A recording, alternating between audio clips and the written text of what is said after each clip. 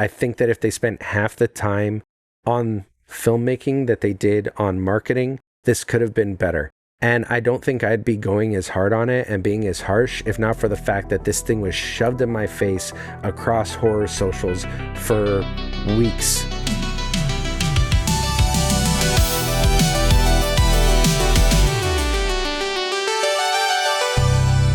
Welcome to a mini-sode of Drive-In Dive-In. This is Jonathan's Corner. This is where I kind of talk about whatever I'm in the mood to talk about, honestly.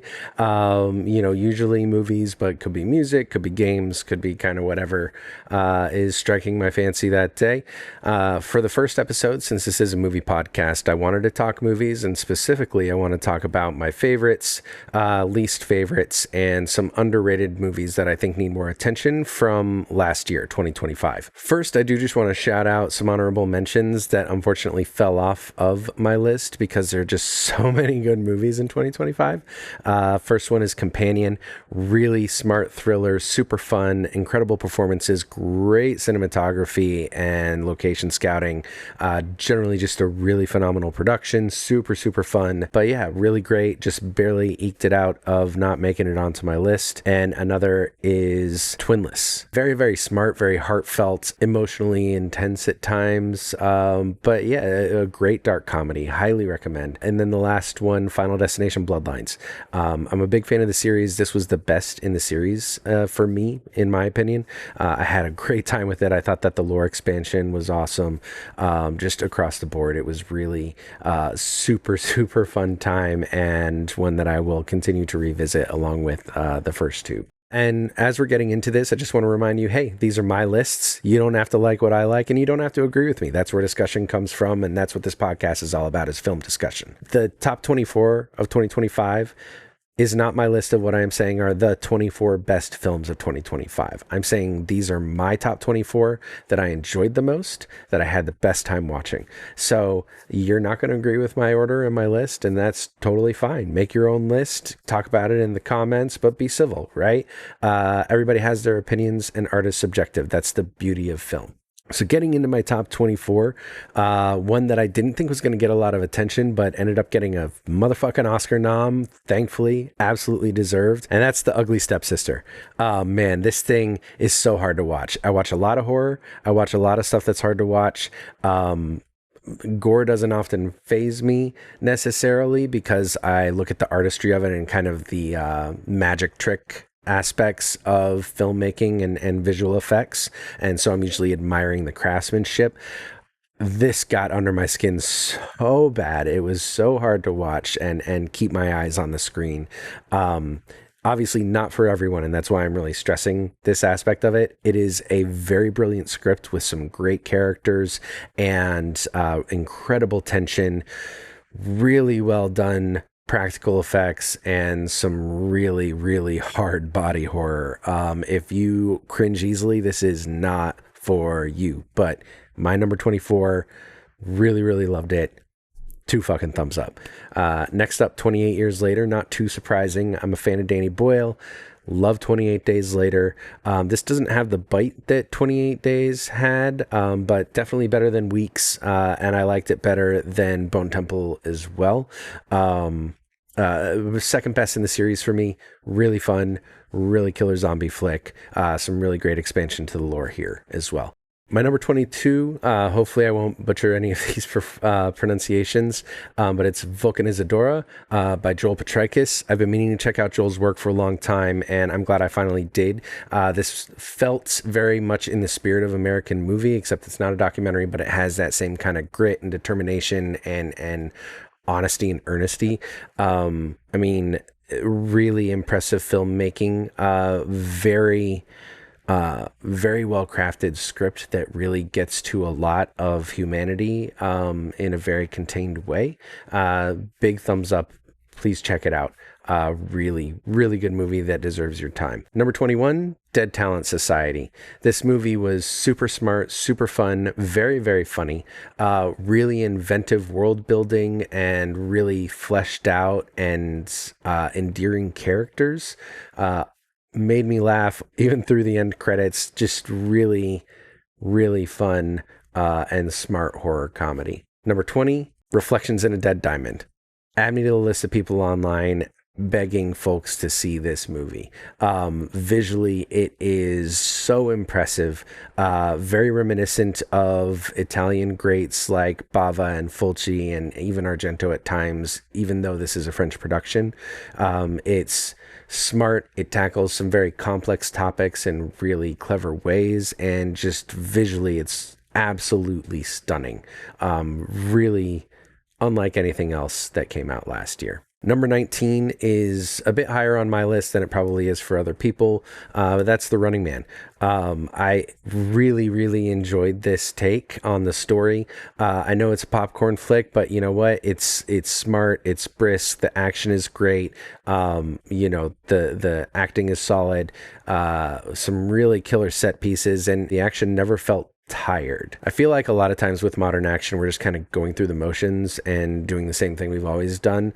Everything here felt fresh and exciting and engaging. I never felt exhausted by the action, and we need more action sci-fi movies that are not part of a superhero franchise. It's a really great and somewhat underserved genre, in my opinion. Number 18 is No Other Choice. Park Chan-wook was absolutely snubbed by not getting more recognition. I feel like this movie was really overlooked, and I'm not entirely sure why. It's a really poignant, dark comedy that speaks to a lot of modern concerns and modern societal ails in really smart ways.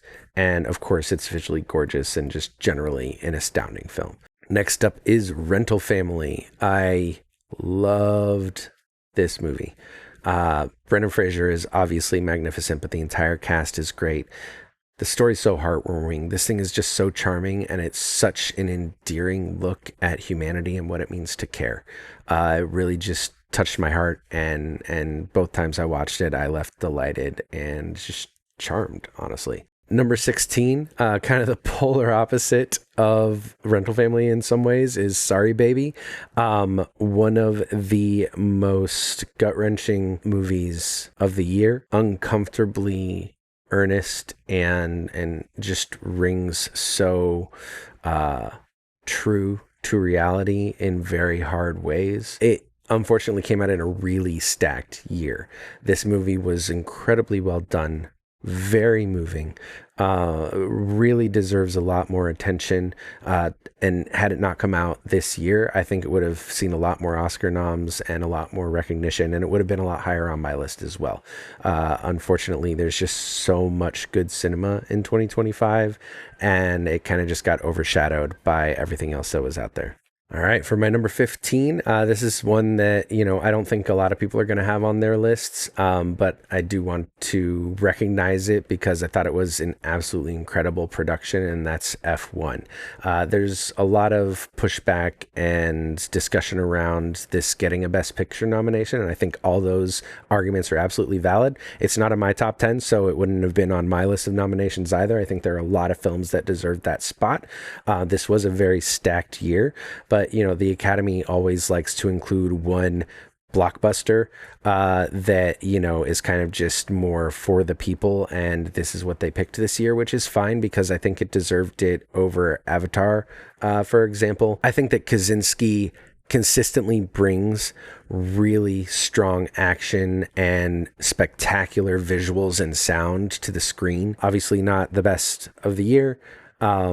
Probably didn't deserve the Best Picture nom, but I understand why the Academy did it, and I really loved the experience. Number 14 is The Long Walk. For me, this might have been the hardest watch. I know I talked about The Ugly Stepsister being a hard watch, and it was, but as a father, this one just really chilled me to my core. Especially with the way the world is going. It was just a really bleak watch. The performances are incredible, and I think that it was one of the most impactful emotional horror movies I've seen in a long time.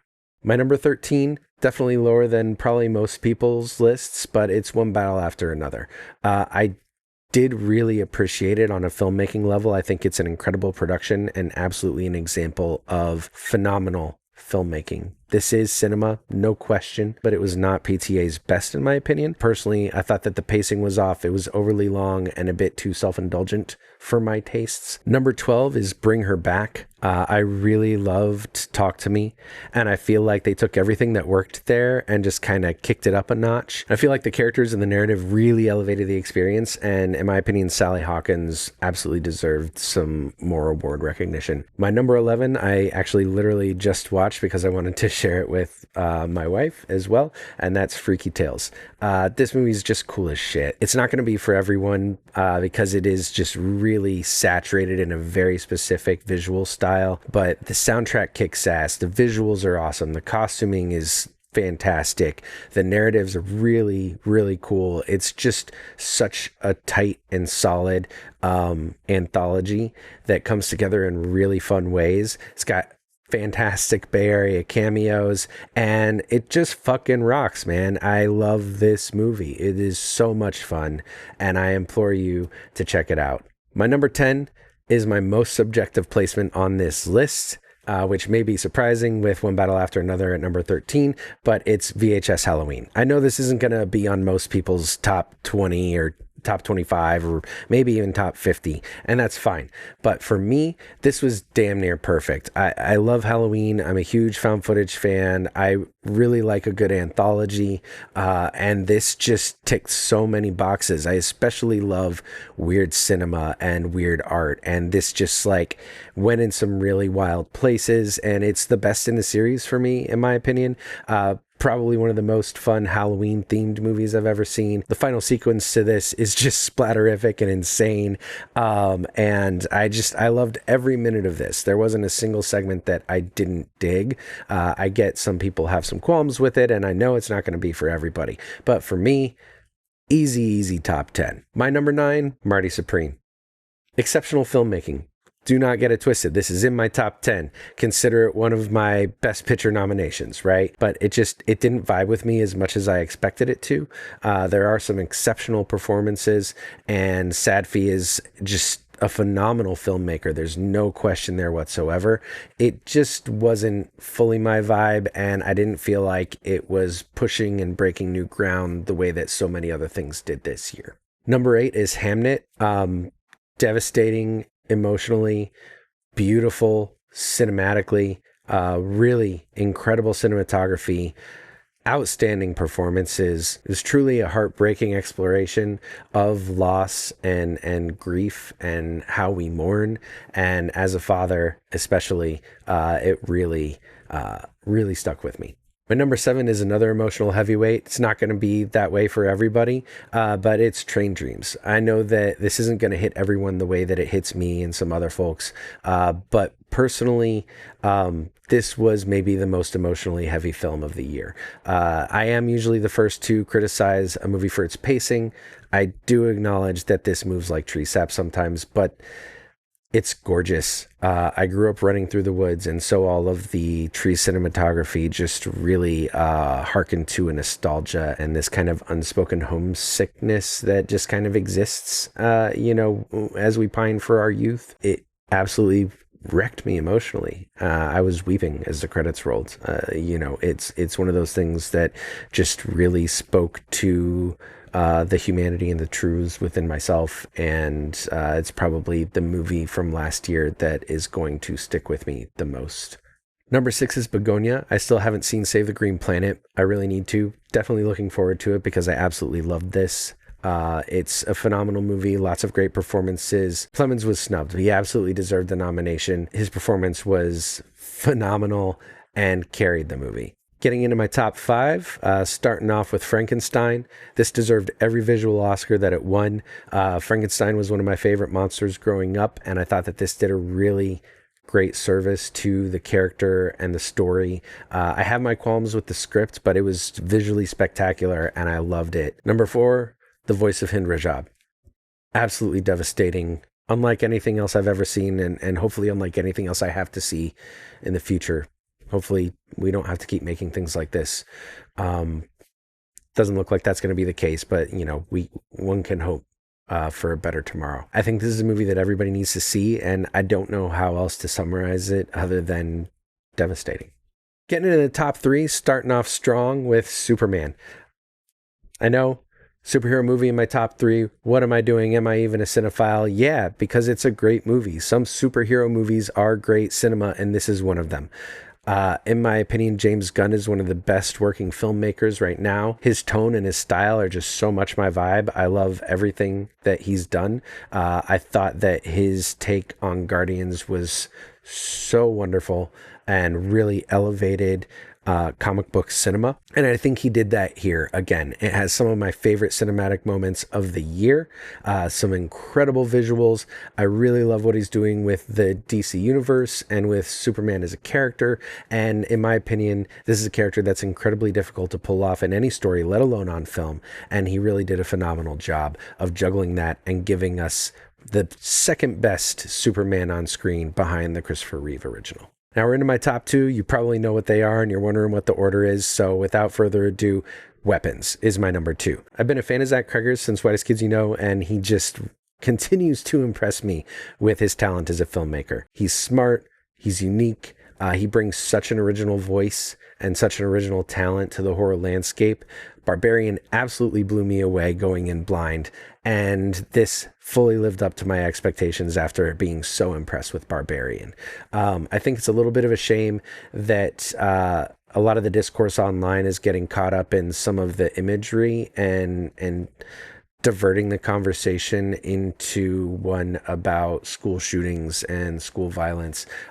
Obviously, it's understandable why that's happening and that imagery is there, and I'm sure that it was something that informed him.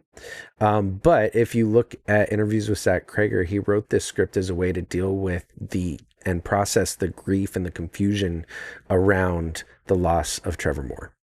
And I think that in that way, this is such an interesting and original approach and exploration of loss and grief, which we've seen a lot of in horror, but this is done in a way that doesn't feel heavy-handed because it was so deeply personal to him.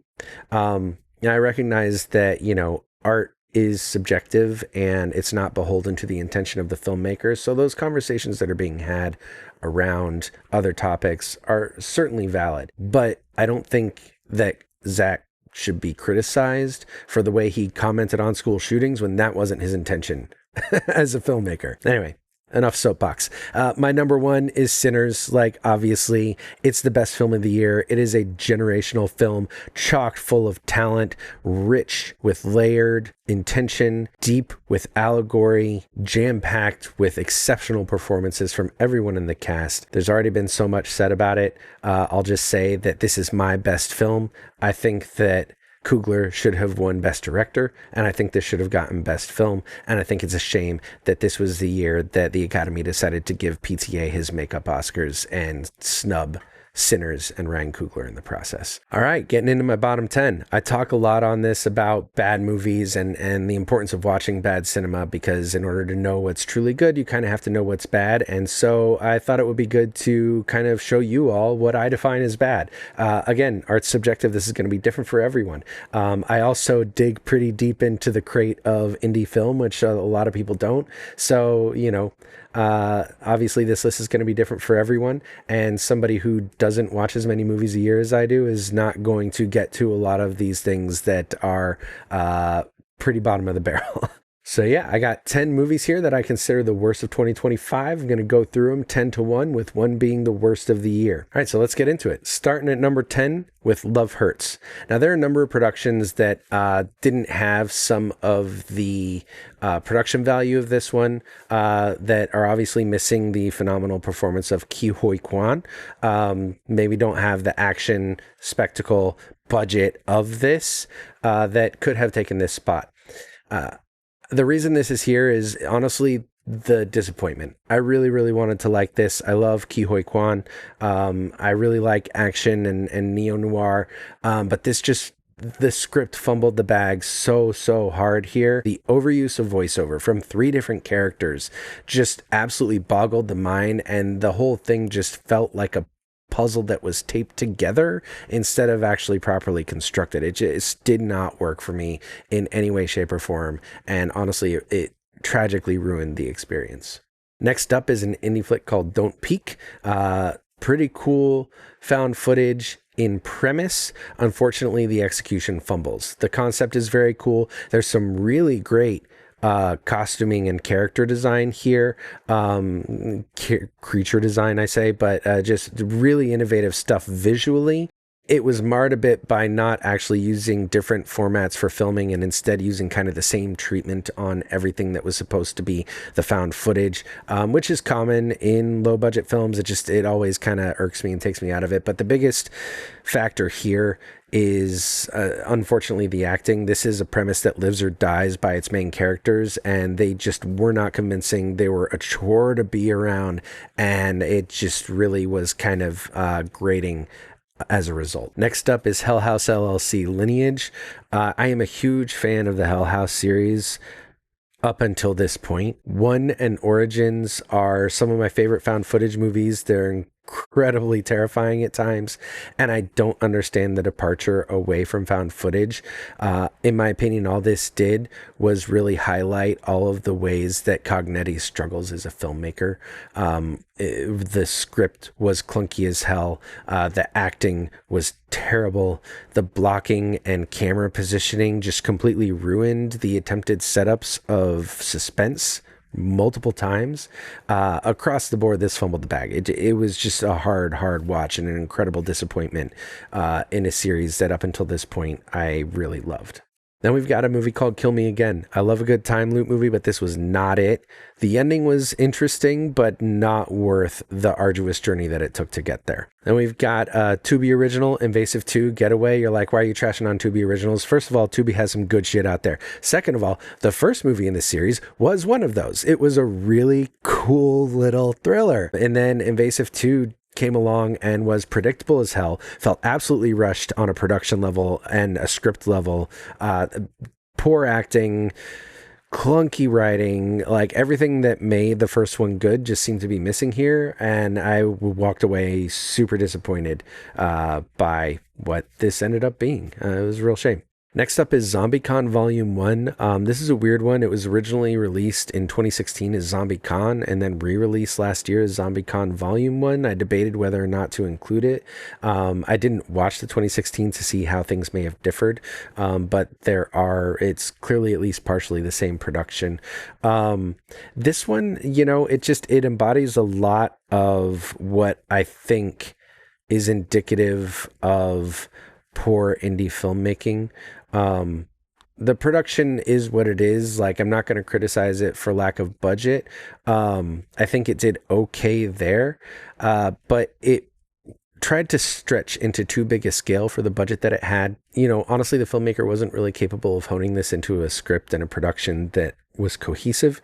I feel like it really missed a lot of what actually makes fandom worthwhile. Ultimately, it just didn't feel genuine in that regard, and a lot of the production was sloppy. If the script was more original, I think I could forgive that more, but it just felt like a cheap rehash of Shaun of the Dead, and as a result, it just didn't really do anything for me. I spent more time kind of looking at my watch and wondering when it was going to be over than enjoying myself. Punky Johnson was the only standout here. Everything outside of that, kind of rough. Next up is Mysterious Ways. This just felt kind of like a movie made by a church group for church groups. It had kid gloves and was kind of just trying to make sure nobody got offended in what it was doing. The effects were bad. Script was lame. Acting was cringy. This is kind of definition of bad film.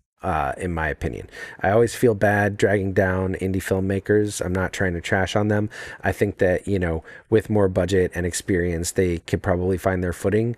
They had some interesting ideas from time to time that just didn't have the ability or the time or maybe budget to really see them through. Now we're into the bottom 3 and getting into the real worst of the worst. These are going to be bad because my number 3 is War of the Worlds. I know for a lot of people, this is the worst movie of the year for them, maybe one of the worst movies of all time. And for a lot of people, that's going to be true because they don't watch a lot of the stuff that I watch. It is very bad, but a large reason why it's not my number 1 worst of the year is that genuinely it was so bad it's good. I laughed a lot. Yes, the ham-fisted product placement is awful. everything about it, from script to production to acting, really, really abysmal. It deserves all of the commentary that it's gotten online and elsewhere. But I had a great fucking time. I laughed repeatedly. It was just so stupid. I really loved the experience. I'll probably watch it again to see if it really is so bad it's good. But at least on my first viewing, I had enough of a good time laughing at it that I couldn't put it as my worst of the year. Number 2 is Raw File. And now we're getting into movies that have basically no redeeming qualities whatsoever. Raw File is an indie found footage movie that has a really good setup. Honestly, you could watch the opening sequence and then turn it off. Everything beyond that is fumbled across the board. The acting is probably the worst I've seen this year, maybe in multiple years. It feels like they had a nugget of an idea and no ability to actually conjure anything of value or interest as a result. The effects were terrible, and I wish they had done more with just cutaways as opposed to trying to force it. Really, really rough indie production, and one of those kinds of movies that gives found footage a bad name. And speaking of giving found footage a bad name, let's get into my number 1. It's The Man with the Black Umbrella. I know there are people online that are going to come at me for this, but I'm sorry, I don't find Umberger's work very enjoyable. This was no exception. I think that his lack of cinematic vision and ability to grow as a filmmaker just kind of permeates everything he does. He, kind of found a niche and is just churning things out. And this is more churned out shit, honestly. I think that if they spent half the time on filmmaking that they did on marketing, this could have been better. And I don't think I'd be going as hard on it and being as harsh if not for the fact that this thing was shoved in my face across horror socials for weeks, if not months, leading up to the release. It was all over Horror Film Talk. It was all over Reddit with all of this attempted viral marketing that just felt forced and obvious. And honestly, I really wish they had spent that time and budget on the film itself. The first time the titular villain came online, I fucking laughed. It's so cheesy. It's so stupid. And nothing about this is worth your time. It was an absolute waste of the time it took me to watch it. Hands down the worst of 2025. Sorry. And there you have it, my bottom 10 for 2025. And, I just want to say I never take joy in trashing on indie cinema. It takes a lot to just get together a production and do it. Even if what comes out isn't great, you still did something, and there is pride in that. And I think that if anybody puts forth enough effort and attempts to hone their craft, they can continue to get better and surprise even the harshest of critics. Now let's get into the really good stuff. These are my underrated movies of 2025. So my criteria for this list is I had to rate the movie a 7 out of 10 or higher, and it has to have less than 100,000 watches on Letterboxd. So these are movies that are severely underwatched and or underrated in my opinion that I think people need to check out. Let's get into it. So starting off with found footage, the making of the Patterson Project. I've already said I really love found footage and mockumentaries, and this is really clever. It's not perfect. It doesn't sell the mockumentary side of things as well as it could, but it's genuinely funny. It subverts some expectations and plays with tropes in really fun ways, and generally is super entertaining, and I'm always going to be here for a good horror comedy. Next up is Tornado. This is kind of here because I'm surprised it's not higher. It was getting a lot of hype, and I do like a good revenge movie. This is a good revenge movie, but it just didn't live up to what had been hyped up for me. I will say Tim Roth is a fucking force as always. The man is just a million miles tall on screen, and this is no exception. He's the absolute standout, and generally it is a really solid revenge flick. Definitely worth checking out. Another one that I'm surprised doesn't have more views is Dust Bunny. Visually, unlike anything else that's out there, really cool premise, very astounding visuals, not just in the special effects, but the set design, costuming, blocking, color, lighting, cinematography. I mean, it's visually phenomenal, and it's really fun. I had some issues with the pacing. I felt the narrative and the characters were super shallow, but I still had a really good time, and it's absolutely worth a watch. Next up is Night of the Reaper. This one came out of nowhere. It's really interesting. It's a very hard throwback vintage genre film. It's a whodunit with some classic 70s slasher vibes, and it plays that really, really well. It's smart, it's interesting, kept me hooked. It's not the best production out there, but I mean, for what it is, it's really impressive, and I'm looking forward to what they're going to do next. Next up, Queens of the Damned.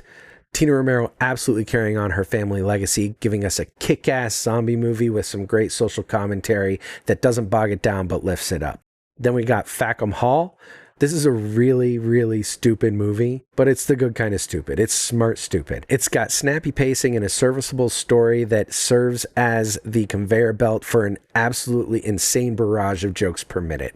This feels very much like a crass British partner film to the Naked Gun franchise. I didn't expect that going in, but I was pleasantly surprised. We need more stupid comedy these days. We need more stuff that's just here to make us laugh. And not everything in this landed with me, but there are so many jokes per minute. There were plenty that had me cracking up. After that, we've got Influencers, a sequel that was not on my radar at all until I saw some mutuals review it.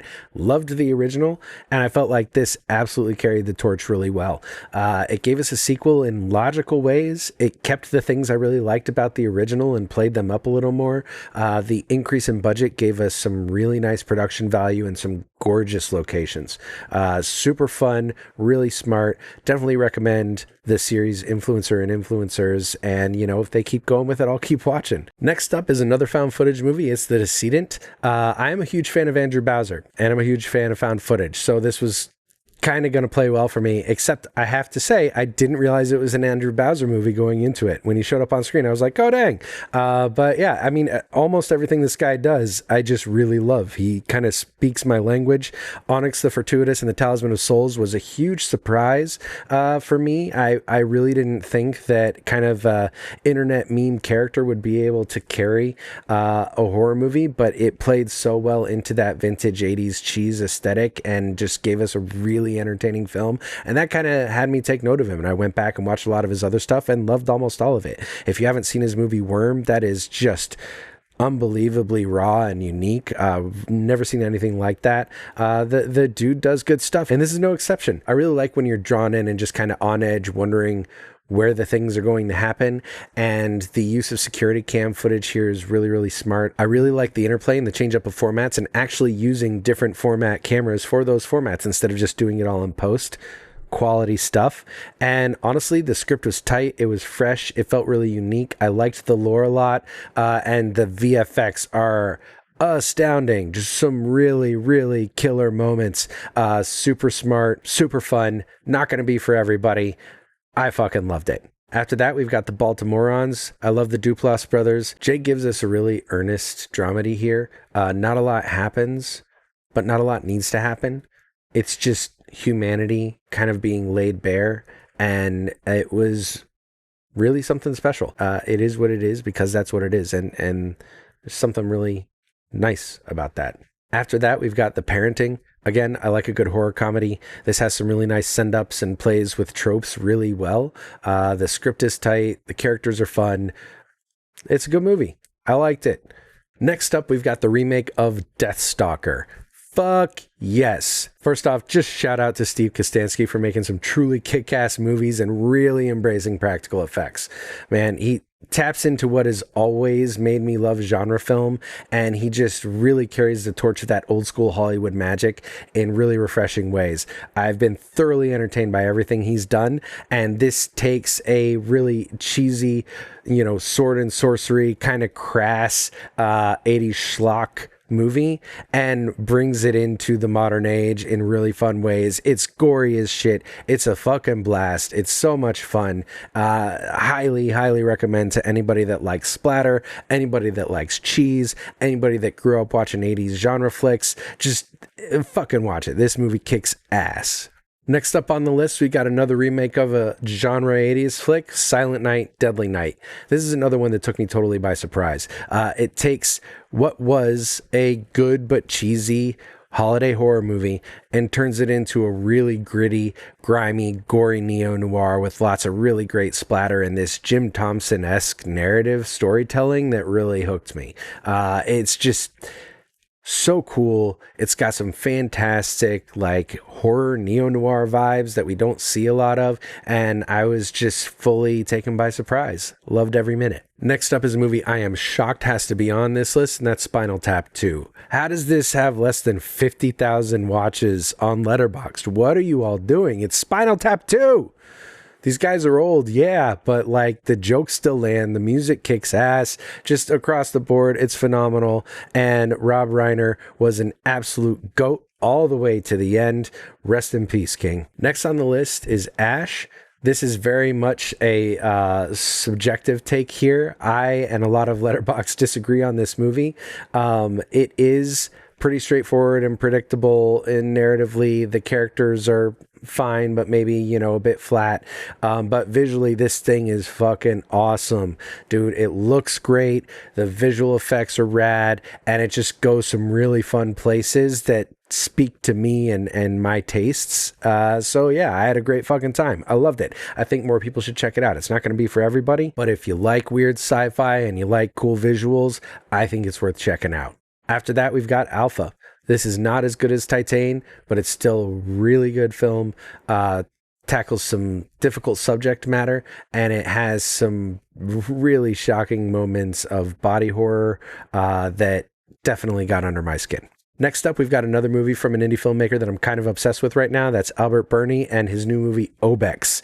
This thing is just scuzzy and indie, and it reminds me of Aronofsky's Pi, but like nerdier and more low budget.